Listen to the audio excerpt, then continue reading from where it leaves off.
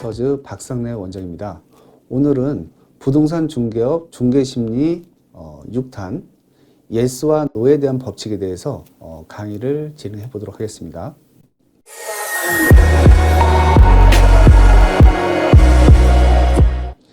자, 이 예스와 노의 법칙은요, 실전에서 필드에서 여러분들이 굉장히 많이 겪게 되는 내용들인데요. 예를 들면 이런 거죠. 고객이 딱 와가지고 상가 건물을 하나 찾아요. 한 4억에서 5억대 정도를. 자, 그래서 물건을 봤어요. 물건을 봤는데 물건이 괜찮은 거예요. 그랬더니 매수인이 이렇게 얘기합니다. 시세가 이게 5억짜리거든요. 그리고 전에도 한번 거래를 하려고 시도를 해봤는데 여러분 입장에서 4억 8천 이상은 죽었다 깨어나도 안 깎아줘요, 이분이. 자, 그걸 알고 있는 상태에서 물건을 보여준 거죠. 근데 매수인이 이 물건을 보고 마음에 들어 해요. 그런데 뭐라고 하냐면 시세가 5억짜리를 4억에 사게 해달라고 요청을 해요. 자, 이럴 때 여러분들은 어떻게 응대를 해야 될까요?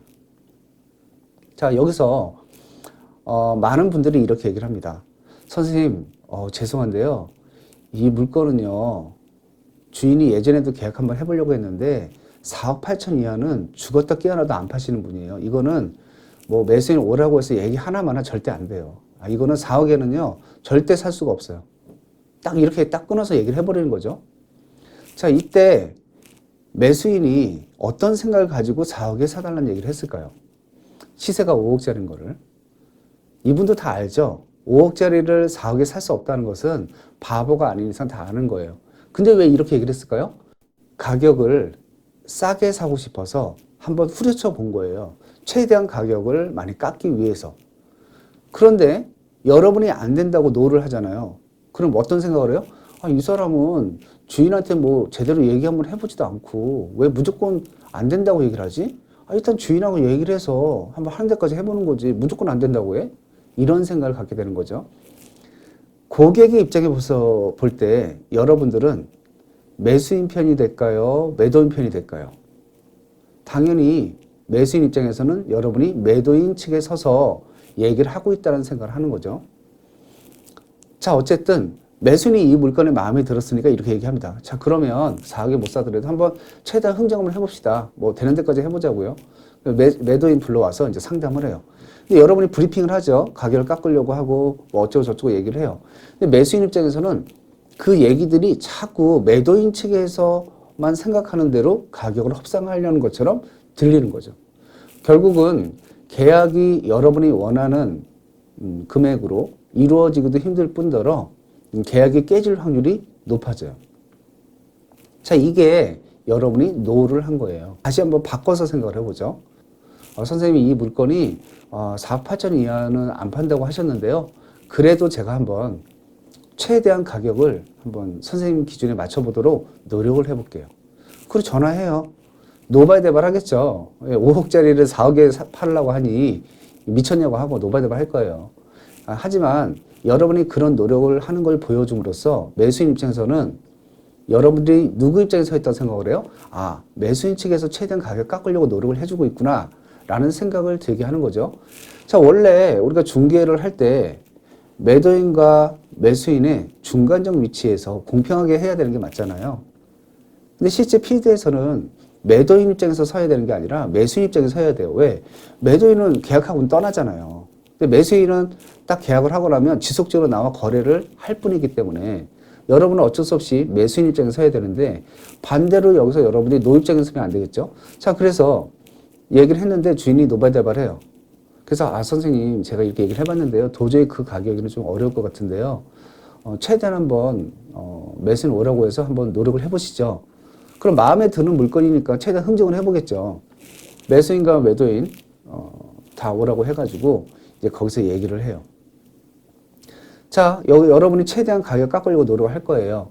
자, 그런 얘기를 들을 때 아까와는 반대로 매수인이 볼 때는 여러분들이 매도인 측에 서 있는 게 아니라 매수인 측에서 최대한 노력을 하고 있구나라는 생각이 들기 때문에 여러분만의 신뢰를 훨씬 갖게 되는 거죠. 결국은 가격이 어차피 4억에는 될 수가 없는 거고요. 4억 6천이 되든 7천이 되든 어쨌든 여러분들이 생각했던 금액대로 조정이 돼서 계약이 이루어질 확률이 높다라는 거죠. 그게 예스와 노의 차이점이에요. 또 이 예스와 노는 꼭 매매 계약을 할 때만 일어나는 게 아니고요. 임대인과 임차인과의 분쟁에서도 많이 일어나요. 자, 예를 들면 세입자가 방충망을 고쳐달래요. 내가 볼 때는 괜찮은데 이게 방충망이 좀 약간 뜯어져가지고 벌레가 많이 들어온다는 거죠. 자, 이런 경우 생겼을 때 여러분들이 이제 주인한테 얘기를 해달라고 임차인이 얘기를 한 거예요. 근데 내가 본 그 임대인이요, 보통 까다로운 성격이 아니거든요. 이 방충망 절대 갈아질 확률이 제로예요. 그러면 이렇게 얘기를 한단 말이죠, 여러분들이. 선생님, 죄송한데요. 그거는 선생님이 가셔야 될 것 같아요. 얼마 안 되니까. 그 임대인이요, 절대 그런 거 갈아주는 스타일이 아니고요. 갈아줘 본 적이 없어요. 여러분이 노를 해버리는 거예요. 왜 여러분이 노를 하죠? 여러분이 주인이 아니잖아요. 근데 무조건 여러분이 노를 하는 거예요. 그러니까 임차인 입장에서는 왜 저 사람은 왜 주인한테 얘기도 해보지도 않고 일단 되든 안 되든 한번 얘기라도 해보고 그래서 안 되면 이해를 하겠는데 무조건 자기가 주인이야? 왜 안 된다고 해? 짜증나. 여러분한테 안 좋은 감정을 갖게 되는 거죠. 왜 여러분이 안 좋은 감정을 갖게 만들어야 될까요? 얘기하시는 거예요, 임대인한테. 당연히 안 된다고 하겠죠. 원래 안 된다고 하는 스타일이니까. 자, 제가 임대인한테 얘기를 해봤는데 보시는 것처럼 임대인이 좀 깐깐하셔서요. 이런 거는 잘 안 해주시네요. 어떡하죠? 자, 그럼 뭐라 그러겠어요? 알겠습니다. 그럼 어쩔 수 없죠, 뭐. 하고 돌아가요. 자, 누구한테 안 좋은 감정을 갖죠? 여러분이 아니라 임대인한테 안 좋은 감정을 갖겠죠. 자, 여러분들은 굳이 내가 욕을 먹지 않아도 될 것을 임대인을 대신해서 왜 여러분이 욕을 먹느냐는 거죠. 이게 예스와 노의 차이점이에요. 자, 중개업을 하면서요, 여러분들은 절대 노를 하지 말고요. 되든 안 되든 예스를 하고 최선의 노력을 하는 거예요. 그렇게 했을 때 고객의 입장에서 볼 때는 여러분이 매수자나 임차인 입장에서 얘기를 한다라는 생각을 하기 때문에 여러분의 말들이 신뢰도가 훨씬 더 높아지고요. 또 여러분이 먹지 않아도 될 욕을 먹는 경우가 없다는 거죠. 자, 오늘은 고객과의 대화를 할 때 예스와 노의 법칙에 대해서 공부를 해봤고요. 다음 시간에 좀 더 좋은 내용으로 여러분 찾아뵙도록 하겠습니다.